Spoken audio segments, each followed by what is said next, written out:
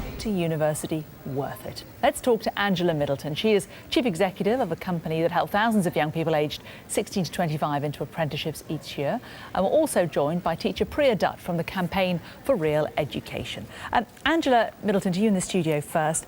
Is it worth it? It costs an awful lot of money. A lot of students end up with an enormous amount of debt. Is it the right choice for everybody?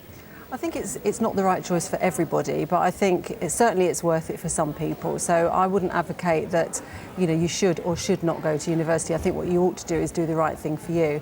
And I think the great thing now in the UK is that we've got opportunities for young people which are either university or to go into work and do an apprenticeship. And I think, with the incentive for large companies now to get very involved in apprenticeships as well, it opens the doors to those who choose not to go to university, so they have equal access to some of these great, first steps into careers in the city, in banks, some of those maybe that traditionally were reserved for those who went to university. Let's bring in Priya Dutt. Priya, we were talking about, it is a difficult time, it's a very stressful time, and it isn't necessarily for everyone. Is there perhaps too much pressure on students these days that they have to go on, they have to do their A-levels, they have to get good grades and they have to go to university, whether or not it is the right thing for them? Absolutely. So we at the CRE are very clear that actually young people nowadays are being sold a big lie. The pressure to go to university, I think, is not warranted, because unfortunately the statistics show that actually the lifetime's increased earnings are true really only for a very select handful of high status professions such as medicine and law.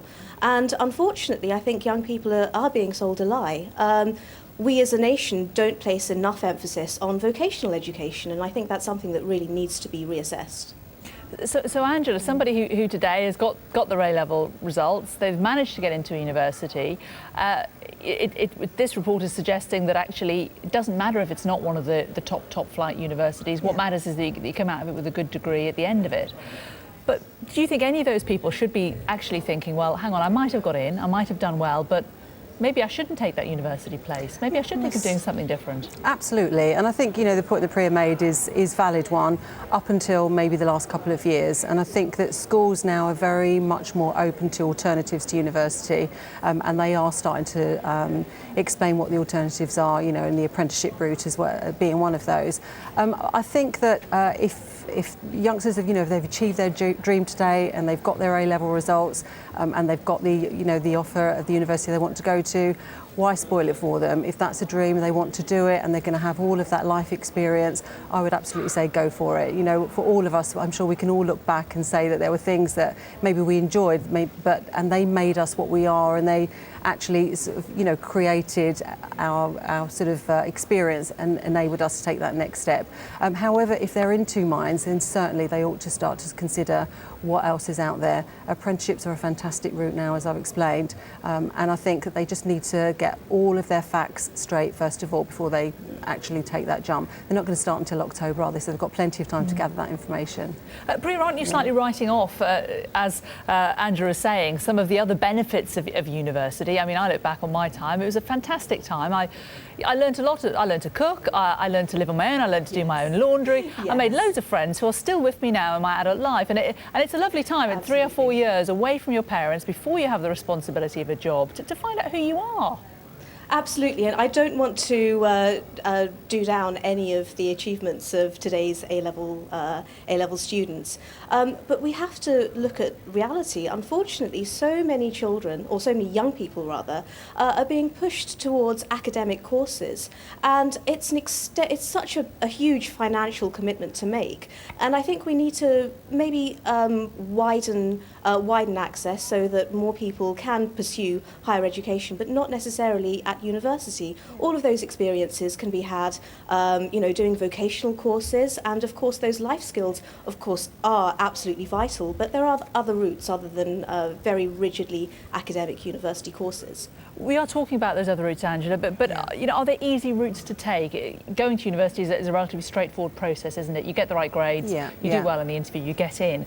But we've had one email in from a viewer today, Stuart King, who says apprenticeships are like moon dust. Right. They're very hard to get, apprenticeships. Okay. And some people say, you know, perhaps that relies on the old boy network a little bit more than going to university does. Well, certainly not now. I think that is maybe something that we do need to work harder on to let young people understand that there are a multitude of opportunities.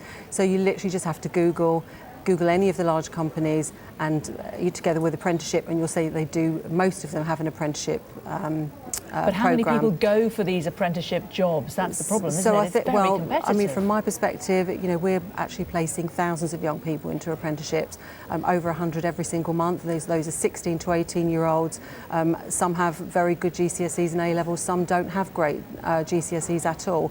So what we found is that, as well, small businesses have decided that this is actually a great way for them to grow their workforce. So they've been very much more open to the idea of apprenticeships. Apprenticeships in the UK at the moment, 90% of them are with small businesses. But now with the levy being introduced for large companies from May next year, large companies will be incentivised very much to have their own apprenticeship opportunities. So we're now seeing companies such as Goldman Sachs, PwC, KPMG, who would never have had their doors open to 16 to 18-year-olds in the past, now have got their own apprenticeship schemes. So actually now it's never been a better time to go and apply for an apprenticeship, and opportunities everywhere all over the country. Priya Dutt from the Campaign for Real Education, we hear about the glass ceiling that women face, but is there an academic ceiling? How do you know that in perhaps 20 years' time it may be the case that all of these people who've gone into these industries but haven't gone to university, haven't got a degree, will find out that they can go so far up an organisation but then they can't go any further? I'm sorry, I've lost you there. Yes, sorry, Priya. Just saying, one concern could be potentially that people may not go to university, they may go into an apprenticeship at an organisation, but they may face discrimination later on, higher up the food chain, as it were, when they get to management or try to get to management, that they may be looked down upon because they never went to university, they didn't have a degree, and that they've come perhaps through a different route through the organisation. Well, I think that presupposes a very static view of management. I think any manager worth their salt will understand that education is a lifelong process, and in fact continuing professional education is one of the big things right now. So actually I don't think it will put vocational workers at a disadvantage, and I think what we need to do is change as a society, and I think that's why Angela's work is absolutely vital. We need more companies like Angela's putting young people into work via non-academic, non-mainstream channels. I think that's the way to go. Okay, go on very briefly, Priya. And just looking at Switzerland, we have a lot to learn from them. 50% of our workers who have recently got degrees are in employment that really underutilises their skills. So I think there needs to be more of a match between skills and qualifications. Okay, thank you both very much. I'm very out of time. Angela Middleton and Priya Dutt, thank you both very much.